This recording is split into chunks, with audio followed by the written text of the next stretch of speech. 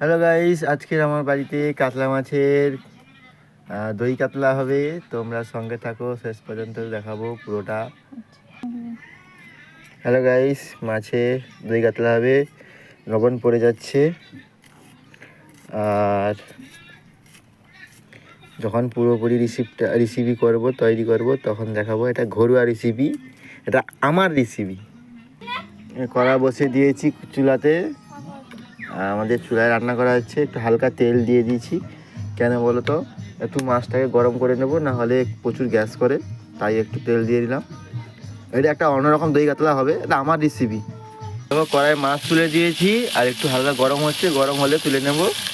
দেখো মাছগুলো একটু হালকা গরম করে নিয়েছি, যেটা বলে ভাজি করে নেওয়া হয়, হালকা একটু ভাজি করে নেওয়া হয়েছে।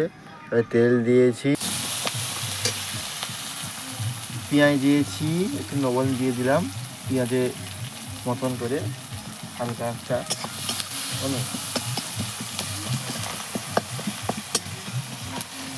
গরম দিয়ে দিয়েছি হালকা করে। আর টমেটোটা পুরো ঢেপে গেলে তারপরে মশলা দেবো।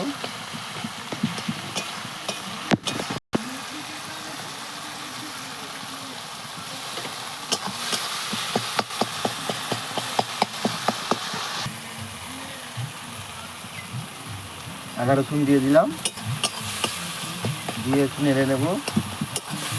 নেড়ে নেওয়ার পরে মুখরুচির মতন একটু হালকা লঙ্কা গুঁড়ো আর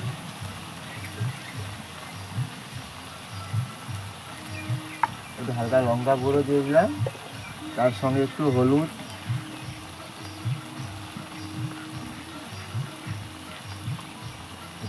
দিয়ে দিলাম। আমরা একটু নেড়ে নেব, ভালো করে মশলাটা কষিয়ে নেব।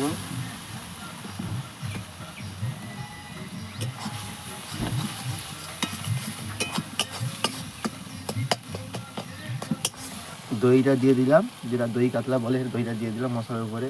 কে কীরকম রান্না করে জানি না, এটা আমার প্যাটার্নে করছি, আমার রেসিপি নিজে খুদ। আর একটু হালকা জল দিয়ে দিচ্ছি, ভালো করে নেড়ে নেব।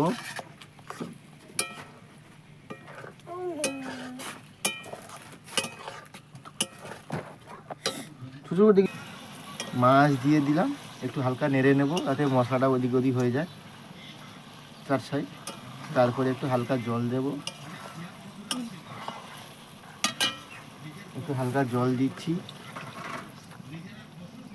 আর একটু জল দেবো, কেন স্বাদের মতো জলটা লাগবে তো। জল দিয়ে একটু নেড়ে নেবো ভালো করে।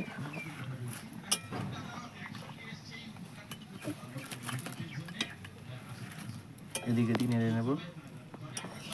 বন্ধুরা, সব কিছু মশলা রেডি হয়ে গেছে, মাছও দিয়ে দিয়েছি, প্রায় তরকারি কমপ্লিটের দিকে।